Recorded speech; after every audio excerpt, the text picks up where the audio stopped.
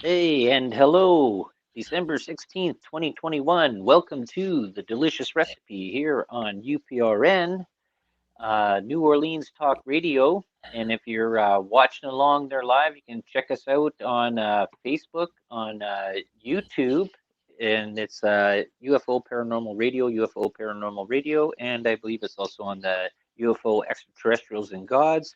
I believe also we're on Twitch on the UFO Paranormal Radio UPRN, and Facebook as well, UPRN.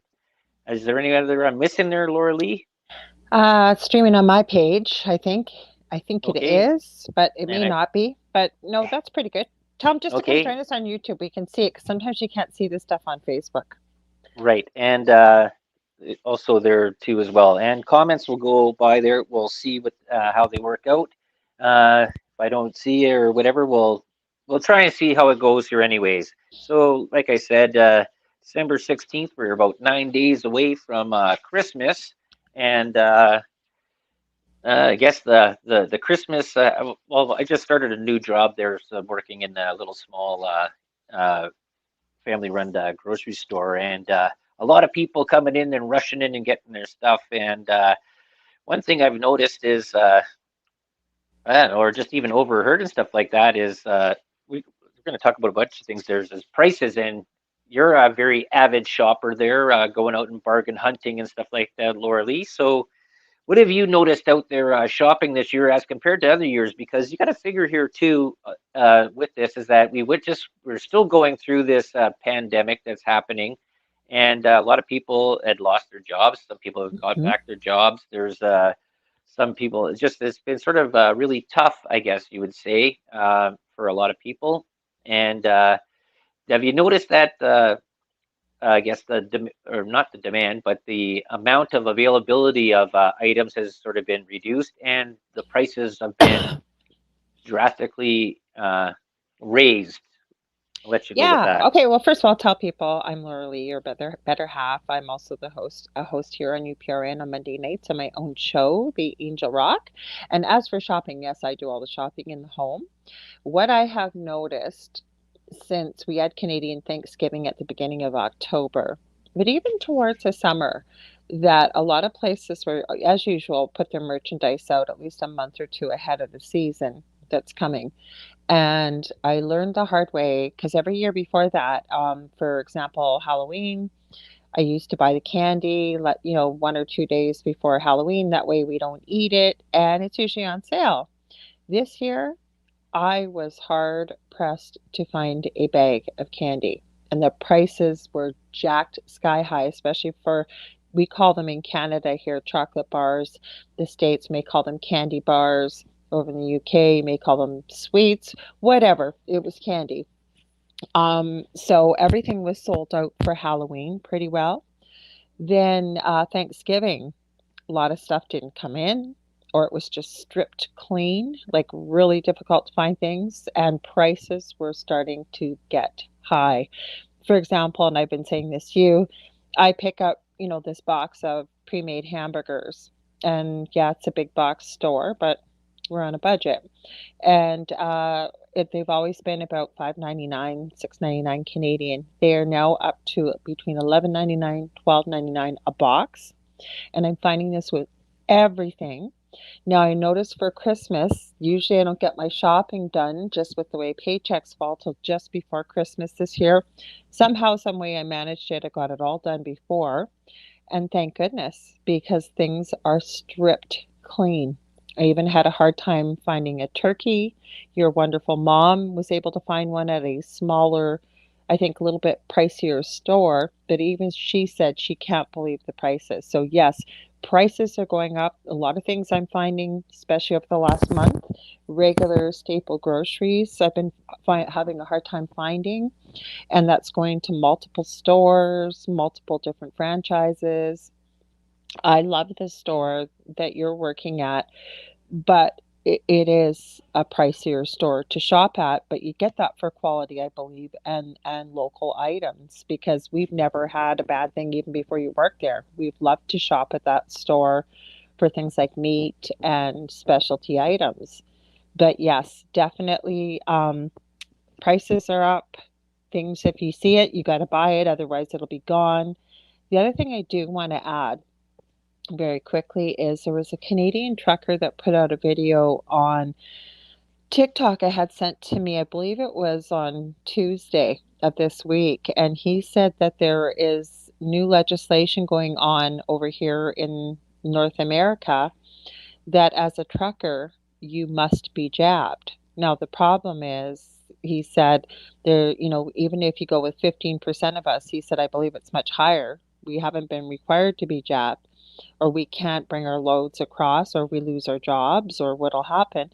He said, very quickly, with just 15% of the trucking force missing, he said, your shelves are going to be clean in about 2 or 3 days. He said, because every single thing that people have in their lives, unless you've excuse me, created, made it, or fabricated it yourself, we buy it and truckers bring that in.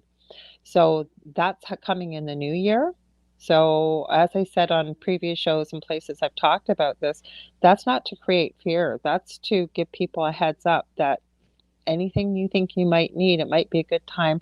Don't go crazy and like the toilet paper it debacle in 2020, but I would be picking up things that you need extra of just in case. Well, this has been a concern that we've mentioned it on here before, Mhm.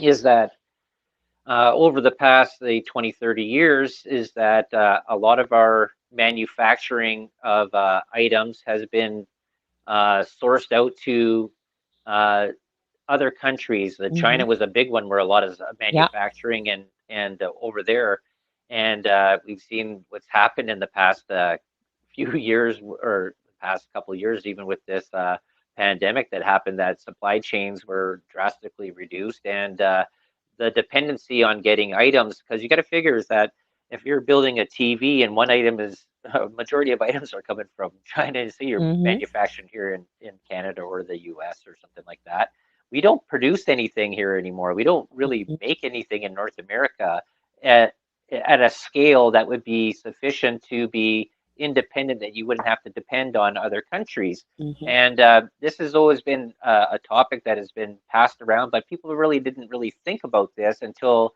little squeezes started happening in the supply chain. And just even that boat that went in is that the Suez Canal, Yeah, it was. the Yeah. Suez Canal there, that blocked off the route there Shipping for, I lanes. think it was about 5 to 7 days. That they said just with that blocking that canal there, with all the backup of all the ships there, it was going to be about 2 years of uh, of delays that were going to be happening for items that are needed to build other items that these Mhm. countries make. See, one thing is made over in one country, and that part component goes to another country. That is the component that's needed to build the phone or the TV or your lawnmower or and just whatever it is. It could be a variety of items, anyways.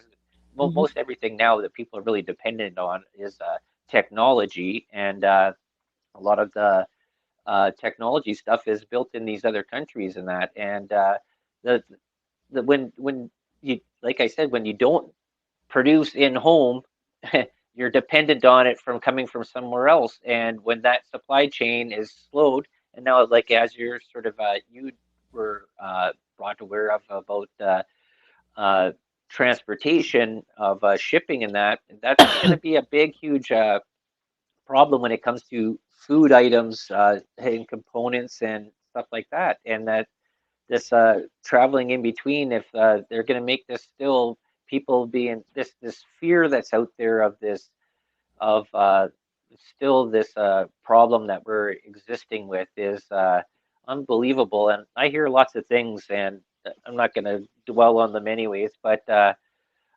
you have to still wonder about what's actually happening with this, and how is this drastically affecting us more and more and more when the talk was that everything would be back to normal after the first uh, uh, I guess dose was administered, One and promising thing I did see, it was out of Australia this week. It was a female health minister.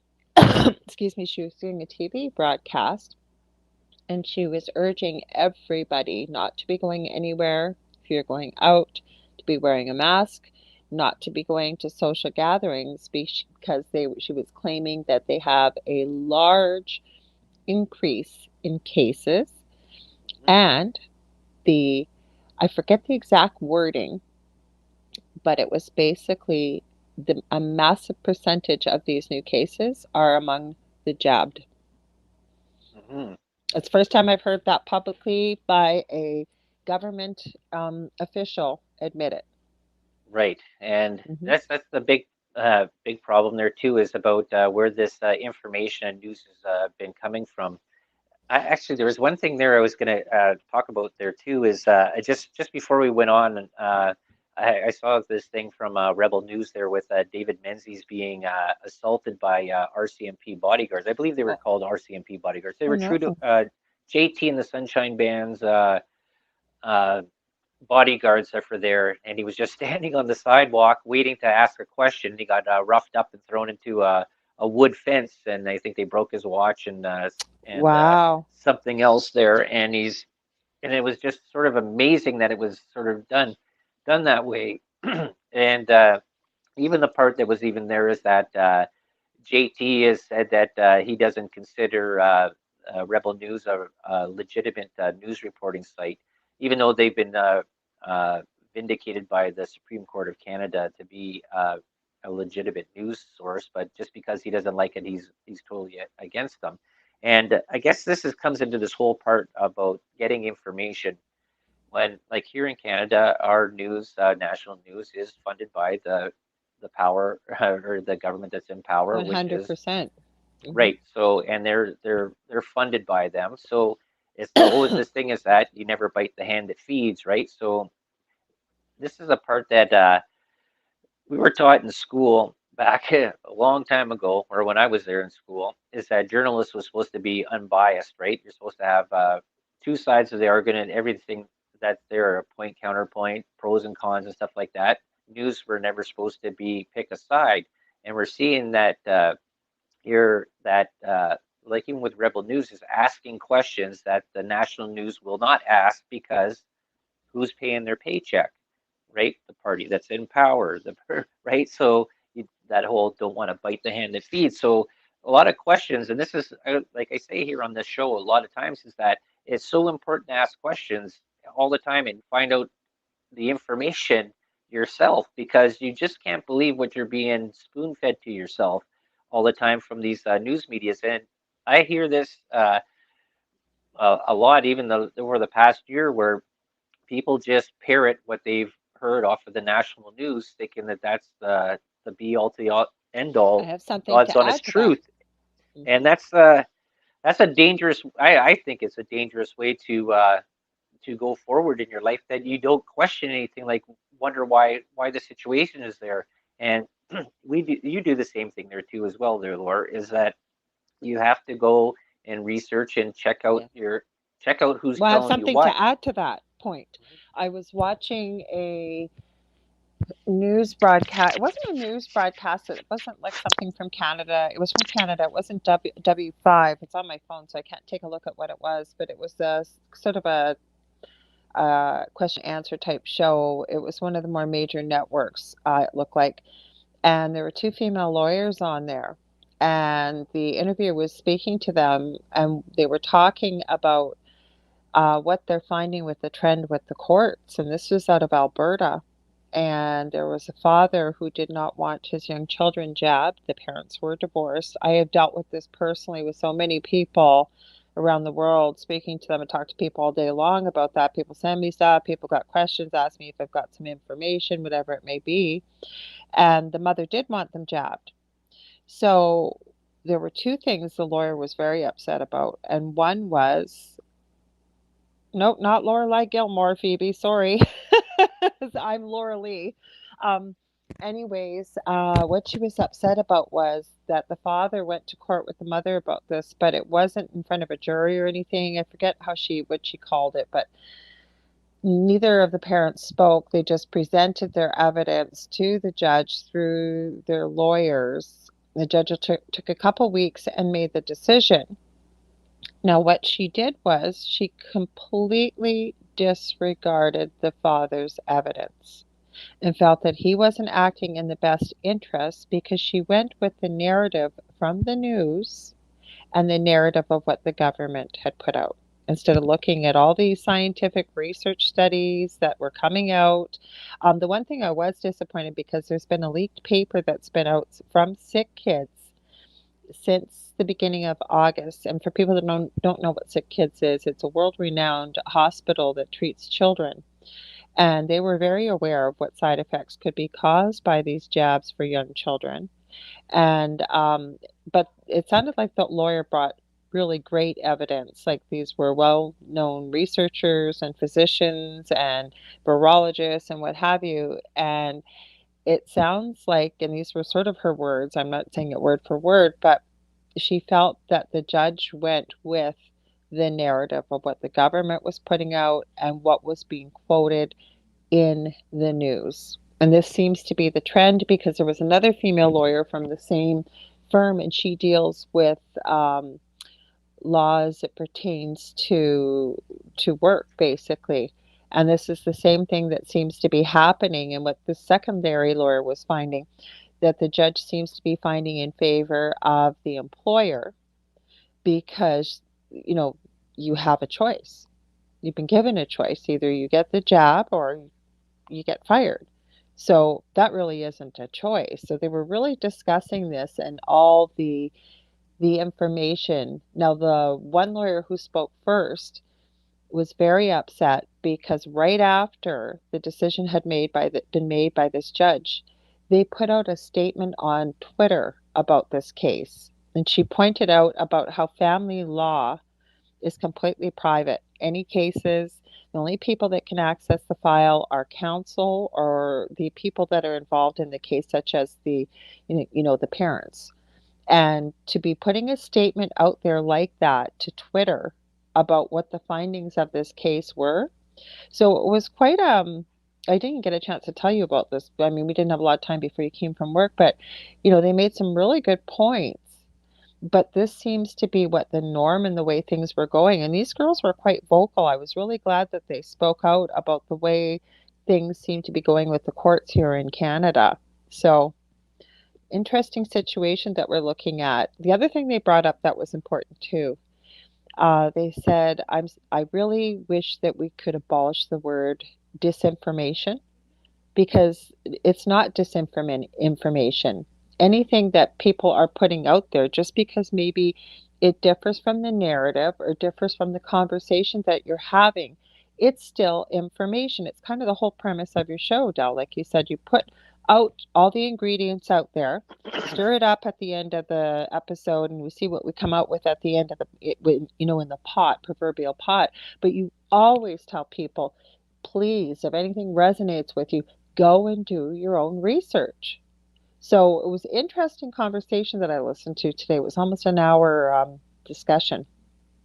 Yeah, that's the important thing about there, and that's what sort of I went into this part about even talking about this Rebel News thing is Hmm. that even though I don't agree with everything that's there with them, they And I do don't either. Hmm. right. They do bring up points, and they're asking questions, and that's Hmm. the important thing. In that when when you're stopped or stifled from asking questions to something that is there, and I guess the biggest part there is that they do a lot of digging, and they find out they get a lot of Hmm. I can't remember what they're called, FISA reports or whatever, or um, government document reports, and Freedom that of where they information. So, Freedom of yeah, Information Act. That's the what I'm looking for FOIA. there. Yeah, Hmm. and they get these stuff to go and look at, backtracking through the part to see how we're getting to the point that we're getting here. And that's the whole part about doing research, and that's the whole part that a real news agency should be asking,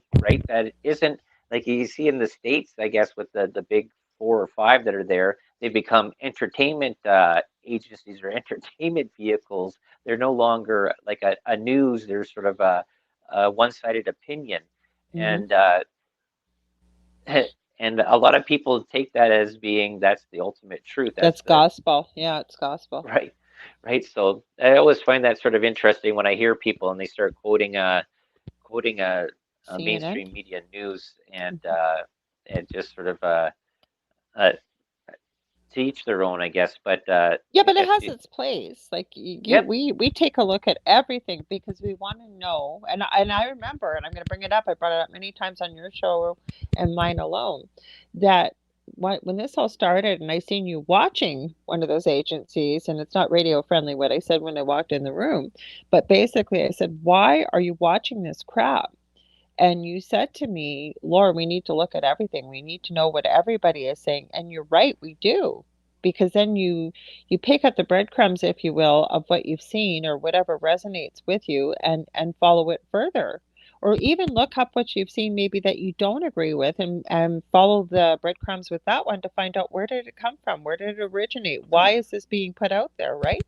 yep. Well, I think I told this last week or the week before, is that I remember doing this debate scenario back in high school, and we were given a topic, and you had to debate the one side of it and come up with all the information on that. And I think it was like over the course of a week. And then the Mm-hmm. following week is you had to debate the other side of it against everything that you just did for the Mm-hmm. other side. So now you're getting both parts of information, right? Like how to win the debate, right? Mm-hmm. And I guess that always sort of stuck with me. And just thinking about that, is that it was so important to gather everything, even though you don't like the outcome of whatever the outcome's going to be out of it. Maybe you do, maybe you don't, who knows, but Mm-hmm. at least you gather as much information as you can, and that information and knowledge is key. I think it's worth more than gold. I think it's worth I do too. than water. It's like it's just unbelievable that that's that I see or hear from so many people that that like it's going to be like talking like an old record there, that people just take the one side of uh, of the narrative, and they just roll with that. Let me make a comment here. Hidden, I see you on Twitch there. I refuse to read your comment, but if you want to stay, you're more than welcome to stay. But we definitely are not talking about relationships and what you should do with your girlfriend. You're welcome to stay if you want to join in the conversation about what we're talking, but otherwise, yeah, we don't see you. Okie dokie. Yeah. So, what was another thing there to say there? Like I said, there today is December 16th, and we went through. We're up here in northern Ontario, on the shores of Lake Superior, and we had sort of some really weird weather just over the last Yeah. little bit. Wow. We went through. We had snow like a week ago, and it stayed Hmm. sort of pretty cool, and snowed off and on. Then all of a sudden we got to this really warm trend, and then we had rain last night. And then you said, what, after I fell There was asleep, that thunder, showers, and thun- lightning. So we should tell thunder and people where we lightning live. last night, to Yeah, come but we to should that it tell was people where we live. We don't live in the Arctic. We're about right. 6 hours north of Minneapolis, Minnesota, and about 35, 40 minutes away from the Minnesota border. So we're right smack dab in the middle of Canada. But at this time of year, it's usually pretty darn cold, right? Yeah, we've had our sort of our fluctuations. Like I say, there's cycles that happen every so many years, I think 12 to 13 years, where we get really warm and then cold, but or we get really big dumps of snow, or not enough there come close to the Christmas time, or December 25th.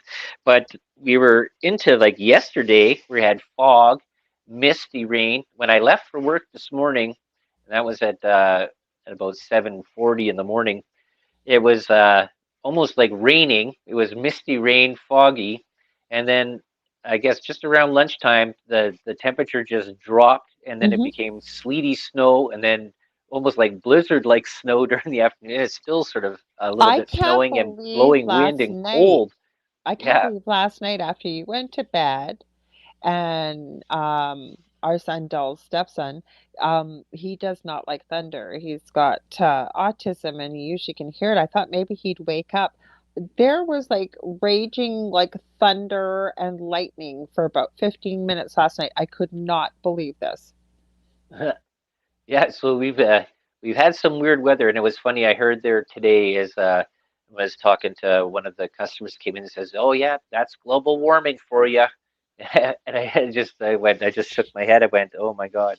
I said, "Okay." So you see that's the that's sort of an example of someone just taking a narrative is just going. That's what see. People get sort of stuck in their belief, right? And they get their own way of thinking. This is the way it is, right? And or whatever you want to call it, cognitive dissonance or whatever. They discount everything else because that's what they believe because that's what they've been told. And we've talked about this many times there about the programming that's going through schools and stuff like that.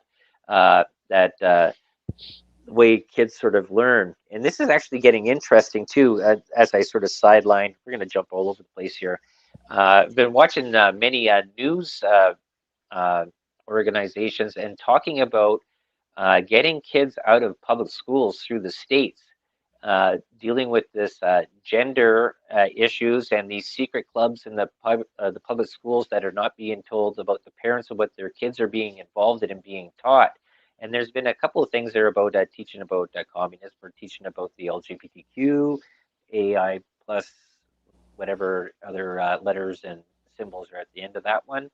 And this whole wokeism and the way uh, teachers, I guess, in the states, I think a lot of it has been happening around California, San Francisco, LA, and stuff like that, but other places as well too. Is teachers be teaching their own narrative and teaching this to the schools and going away from the regular criteria. And that's sort of a really interesting thing. Is that you figure that if you're in the school system or the public school system, is that you're aware of what's supposed to be taught during the year, and that's what you'd figured your kids would be being taught, correct? And when other things are being added in, uh, you have to really wonder what's going on there. What do you think about that, there, Laura? Well, there was one thing when you brought that up I wanted to add. I'm going to backtrack a little bit with that court case I talked about with the father losing and the mother winning. The other thing that came out of this court case that was actually quite scary was because the father didn't want the children jabbed and the mother won, based on what we had discussed. The court also added in there, the judge, that the father had certain topics he was only allowed to discuss with his children now. He's completely, I don't know if he'll be charged. I don't know what will happen. He is not allowed to discuss anything regarding medical or anything. There was a whole list of things he wasn't allowed to discuss. This was part of the judgment. On top of that, because the mother was suing for primary decision making over the children's medical. So the judge granted that too. So, because they had always been co involved with the children's medical, as co parenting is. Well, now, yeah, they can continue that way, but if they get into a disagreement in the future, the mother has final say over everything. I could not believe that. So now we're getting back Wow. to, I know that was scary. That's what made me think about this when you're mentioning about school. Now, I think the biggest eye opener for me was school because my youngest has severe autism. My eldest was in French immersion, never really had any problems in school. And, we had good lines of communication, but could he tell me what he learned all day in school? No, because like most kids, well, how was school today? Fine, right? They want to go have a snack, go play video games, do whatever. You and I really discovered quite by surprise because our youngest, when he was in school, had quite a few behavioral issues um, with the autism. But what we found out, what was going on in a classroom, you would think, as two parents coming in to kind of see the lay of the land, see what's going on, the environment that our son was going to be going into. If that was their best behavior while we were there, Lord help us. And most of these children that were in this classroom were nonverbal, very, very severely disabled. And again, I understand it's different from regular education. But my whole point, and I've said this to many parents over the last year and a half, how much do you really know about what your children are being taught in school all day long? Yeah. Most parents do not have a clue. They think, and then homework comes home. You know this yourself with friends with kids. How many parents have said, I haven't got a clue how to help my kid with their homework? Okay. So there's that. Never mind. Do you have any clue what goes on in that school? Like, unless your kid can come home. I mean, there's been over the last year or two, children, and again, we say if something's not in your bubble, it doesn't become part of your awareness, and we understand that. But for example, with autism, 1 in 10,000 boys was diagnosed about 35 years ago. Depending on where you live now, it's between 1 in 38 and 1 in 52 children being diagnosed, and they are projecting within the next 10 years, 1 in every second child will be born under the spectrum.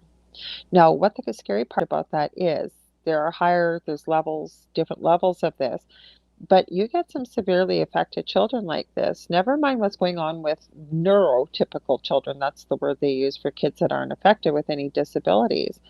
How much do we really know as parents what our children are being taught? We don't. Like that came from Project Veritas, how we found out, most of us, was an undercover interview where that teacher was to they were teaching Marxism and all kinds of stuff. They had Yao Ming up on the, or not Yao Ming, they had the Chinese president on the, they had all kinds of stuff. How would we find this out if there aren't a few independent news agencies like Rebel News, like Project Veritas, and they're villainized in the mainstream media? But would we have any of us ever known about that? Like now people are starting to look at this, right? Yep. Hmm. Well, I guess the interesting part was because where your youngest there was going to school, he was only going to half days, and Hmm. he had to go and take a whatever it was, special transportation there because there was problems with the bus and Hmm. he had problems with noise and stuff like that. Hmm. But the real, I guess the interesting part that I found was when we went into that sort of well, we went into a couple meetings, Hmm. but they'd given us a report card and it had math, history, all these things that he was supposed to be Hmm. learning during Hmm. his half day in school over the course of the week. Hmm. And we went in there and for the part of the day and looked at it, and I think the teacher had spare second period, so he'd be going home after lunch. And the first period he took gym, Hmm. and they played a game which is And the duck grade duck goose. 12s, the 12th Yeah, graders and they were taught it. taught by the grade 12 students that they took over the gym class, and they played duck duck goose, and they and I'd ask questions to the SSPs and stuff like, is this what happens like every You day? have to Oh yeah, call this is them student support people, they're called right. here. Yeah. Hmm. But I says, yeah, is this what usually happens in, like during the daytime and stuff like that? Like during the course of the week? Says, oh yeah. So as they go in, they play this game. So once you're out, you sit on the You wall just for sit there. Hmm. so for so that's the amount of exercise for the gym period is, and then the second period before he because he would leave after or leave during the lunch part there and come home because he was only doing half days, is the teacher has her study break period uh, Second period. class, and they would have the kids. Some would go on the computer, some would play Crazy Eights, some would Hmm. play doodle on papers. I'm going, well, where is he learning Yeah. history, math, all these Science.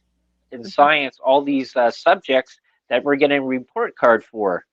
And when we went into that meeting, I went, can you explain this to me? Like, how do you come up with this?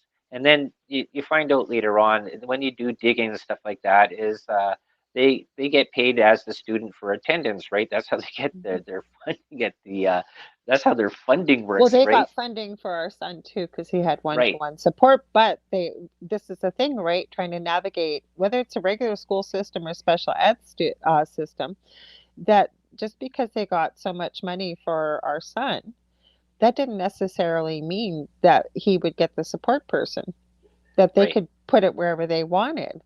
So the things we saw that day, but our whole point is, and we understand that not everybody has a child in the special education system, but what I'm saying is how fortunate we actually were to be able to go in and see this. Because like I said, with my son, oldest son, who had no issues, I didn't have a clue what was going on. And I did communicate with teachers quite regularly, especially in grade school. I would drop them off and pick them up. Um, but that's what I'm saying to you. With two parents working, I understand maybe the situation has changed a little bit now with what's been going on in the last 2 years.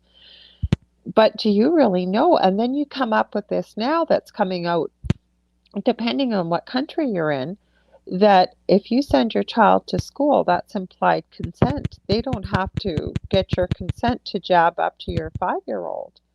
that the child, depending on what country, I'm seeing that they're allowing children as young as that to consent to something like this, which is absolutely insane.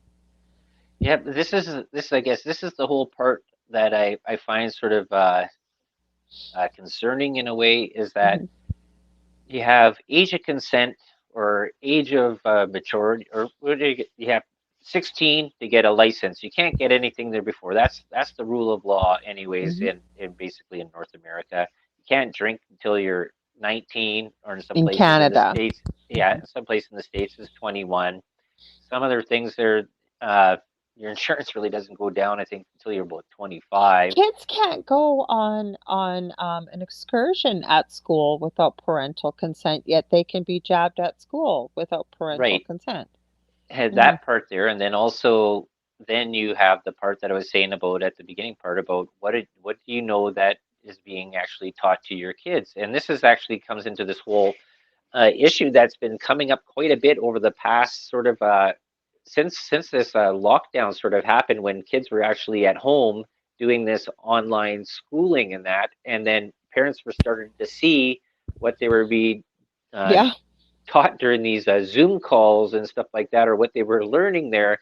And I think there was a lot of people throughout North America, and that started seeing like what is actually being taught in the public school to their kids when they're because now they're getting this sort of awareness because everybody Hmm. was sort of locked down. That's sort of a sort of an eye opener, I guess, in a way that I guess it was sort of needed, but I guess that was the little part that people started seeing like what's actually going on here, and you got to wonder about this whole wokeism and SJW and all this other stuff that's being being presented to us now in this whole new climate of social interaction that we have online or in public there, and you hear this stuff. And you just wonder, you sort of just like, how are people actually coming to these conclusions and stuff like that? Like, who's teaching them this stuff? It's very one-sided ideology, I think, in a way. Like, I have many questions about about climate and about environment. And that I did go to school back in the early '90s for environmental engineering, and I did study a lot of this stuff, and I do have a lot of questions about it that I think that these answers are not anywhere close to being told. There's been a lot of things there where these climate people have been talking about that in so many years, this is how it's going to be, and that time has come and gone. Then they keep on moving the goalposts further and further and further. Bills get passed and stuff like this. It's all about money, right? Everything's about money. This whole carbon tax credits and this looking at here, just even in Canada's charging carbon usages on individuals. Uh, Coming up before 2030. There's a lot of things I've talked about before about this Great Reset and the 17 different things that is looking through this Agenda 2030, and a lot of these things are slowly being slipped in uh, now and before and upcoming there. Like we have right now that too is that I talked about this a few months ago is that back in the early part of January is that single-use plastics here in Canada are supposed to be outlawed at the end of this month, at the end of this year. Done, right? Flashlights? Single-use plastics, Oh, plastics. Yeah, right? plastic. So Sorry. that's like straws, No, it just uh, cut out. That's all. I couldn't hear what you yeah. said. So anything that's single-use plastics gone, like water bottles, tie rings, plastic forks and straws. I think there's a whole list of stuff like that. That's was supposed to be outlawed here Yeah, in but you know what Canada. we said? Okay, because after the big debacle, was it 3 summers ago when kids were, or millennials, I guess, older teenagers, it seemed, were going into stores and licking ice cream? Remember Oh taking yeah, the, yeah, yeah, so then we were going like, why isn't there any safety seals on this stuff? So they really amped up the safety seals. Well, now what are they going to seal it with if there's no right. plastic? Hmm. Yeah, and that's sort of an interesting thing is because just even here alone in Canada, we import a lot of products that come in from other countries that Mhm. don't have the same thing. So what are they going to do? Is they going to say, okay, will they stop the import of these products, right? Do companies have to go and get these products and then change them into some sort of a different Well, just think about lettuce. container? Like Yeah. I don't know. The news, just even our national news, hasn't even. They talked about it back in January of this year about what's coming at the end of Mhm. the year, but I have seen nothing about this in the news period over the last 5 months, and the Well, deadline is like we're what, the 16th, so there's only 15 more days till the end of this. maybe they put it on hold because what I was going to say is think about it. Everything in the grocery store, like I was thinking of cheese, like lettuce, like if you get Saran wrap, plastic bag, bags, right? yeah, or you get a head of lettuce, it's wrapped in plastic, a lot of Mhm. fruits like grapes and like what are they going to do? And then you know what's going to happen? They're going to up the price. If you're going to force a country or it comes in here and then they got to repackage it, isn't that kind of defeating the purpose? Because then you got to take it off, throw it away, and then put it in something else. Yeah, no, this is I haven't seen this anywhere else recently, period, that this issue that it has come to light. I haven't heard anybody even talking about this, and this was I have it written down here, but I can't even remember somewhere here. Anyways, that was at the end of this year. That's single-use plastics, and I think they had six major items, and there was other ones like stuff like saran wrap that you put in your sandwich, right? Single-use things like that. It's supposed to be out, right? Or You plastic know bags what that was you pick up your surprising? groceries in. What was surprising to me was when you were starting to watch some of those recycling documentaries Yeah, because we do recycle. You and I recycle everything, and then we found out it's a waste of time. Like they don't even recycle 99% of what we've been putting aside to be recycled, right? yeah. That's what. There's only the first two items.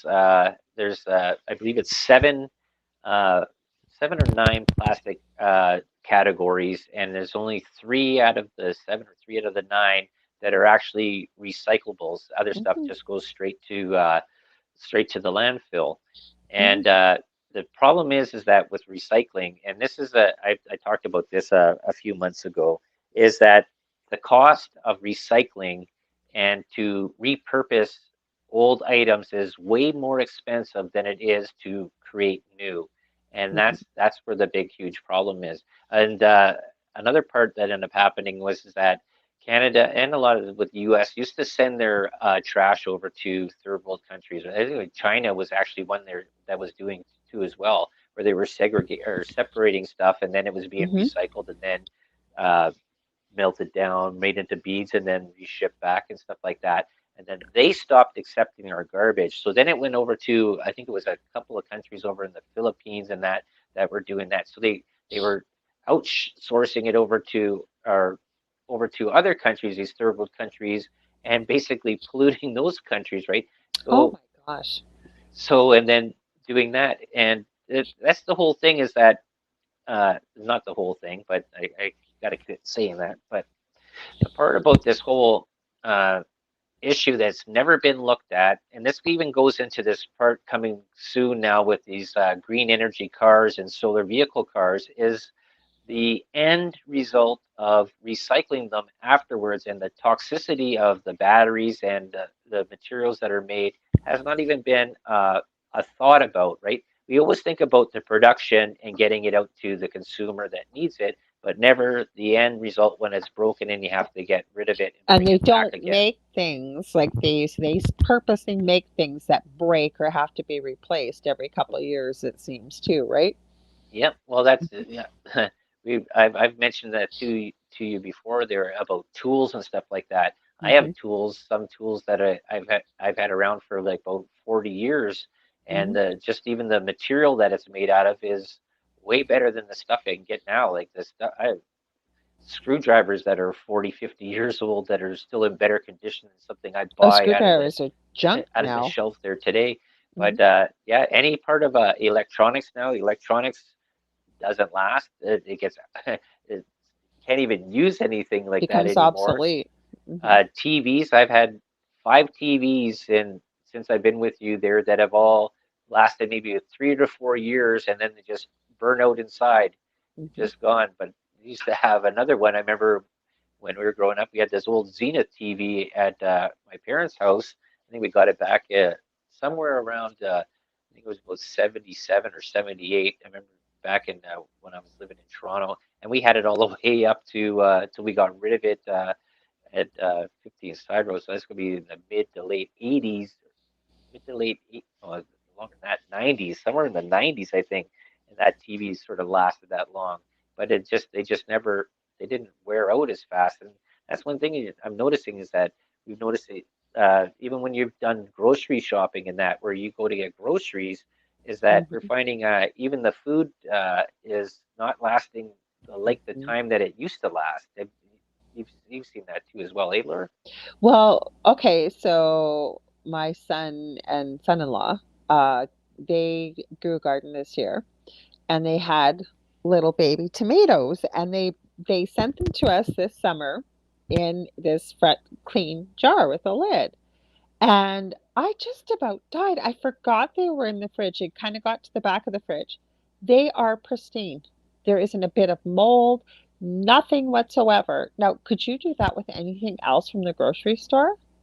No way. Like they aren't preserved in any way, shape, or form. They've just got a lid on it and they're perfect, right? So, Yep. yeah, Yeah, they I hear what you say. even with the pickles I made from the garden Yeah. there that we got there, and yeah, just I've noticed just stuff, and I'm not saying it's just at any grocery store or whatever, but for the places that shop, that I've noticed that our bread dries out super fast, and it's like oh, that, or it goes moldy, like Yeah. it can't doesn't even last more than a week. Yeah. And Hmm. just finding that and it's not anything to do with the grocery store. I just think it's the way that this stuff is being made It's the now is products. Yeah, it's not the grocery store's fault. It's the products is what yeah, it that is. whatever it's coming in from, and it just I've noticed Hmm. this even with vegetables, with fruit and stuff like that, that the shelf life on it is not even close to being as long as what it used to be. Like I'd have a cucumber in the fridge, it would last like 3 or 4 weeks. Now it's barely lasts 5 days, and it's already Hmm. gone soft, or it's starting to to deteriorate and go down. We don't have enough time, but you know what I was going to mention? Maybe we do this Yeah. again next week or two. Apparently, Mr. JT and the Sunshine Band has put out there that he's considering um, decriminalizing all drugs. Did you see that? No, I haven't seen that. Yeah. Well, I don't get to talk to you that much. You come home from work and then he's goes back. He's like he's working every day, so I haven't had time. And we're almost out of time here. We'll have to discuss that. But that's quite the proposition and discussion and debate I watched on that. I'll tell you, it was actually on Rebel News yesterday, I think. Yeah, and maybe a question out there is that anybody that's listening there is if you've noticed this as well there, that you finding that uh, any of your equipment, electronics, or your food or something like that isn't as lasting as long as what it used to, say 5, 10, 15 years ago. That's the thing I'm going to start. Maybe I'm going to look into that a little bit more because I just sort of find that sort of interesting. It's just a question that I'm putting out there. Like maybe you might have had that too as well, or you noticed that as well.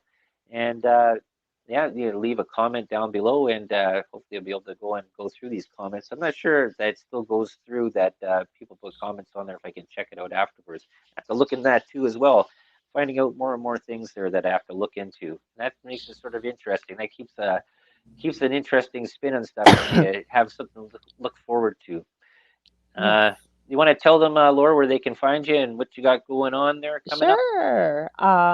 I have my show, The Angel Rock, live on Monday nights from 8 p.m. Central, 9 p.m. Eastern, and it's a 2 hour show. This Monday, we're having a Christmas party. We're having a close, good friend of mine. She hasn't been on my show in quite a while, Leanne Clark. I call her the Crystal Wizard, and sometimes we get into some pretty cool discussions about dimensions and time travel and it's going to be a fun show. So come and join the Christmas party. We're going to have lots of fun. And Deli, thank you for having. Oh, I should also add too, if you want to ever get a hold of me to book a reading or anything like that, energy healing, you can find me on facebook.com/the Angel Rock. And thanks for having me, Deli. Okie dokie. And so that wraps up this December 16th from Excuse me. the frozen north of us living in igloos and stuff like that. And And our pet I guess, penguin and polar yeah, bear. there you go. And I guess we're what, 9 days away from Christmas and That's 2 weeks right. away from the turn into 22. Okie dokie. 22. So thanks for tuning in there, people out there in the ether, and we'll check you all next week, Thursday. So have a good Have a good week.